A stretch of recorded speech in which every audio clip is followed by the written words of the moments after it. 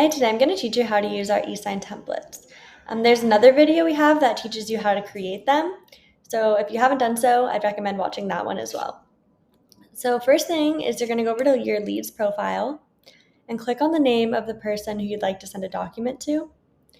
Then up here you see the button eSign. So in one click you can send over any documents that you have ready to go. For example, the sample retainer. And you can see, so these prepare fields are not editable by signers, meaning you have to make sure these are correct before you hit send because they can't be changed later. So if you do need to make any adjustments, just come up here and click edit. There are different prompts. Normally this would be the prompt used when they initially filled out the chat. And then the external signer fields, these can be edited later by the signer, but you can also go ahead and make sure they're ready to go ahead of time right here.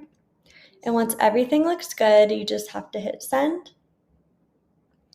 So it's pretty simple to use. Click of a button, eSign.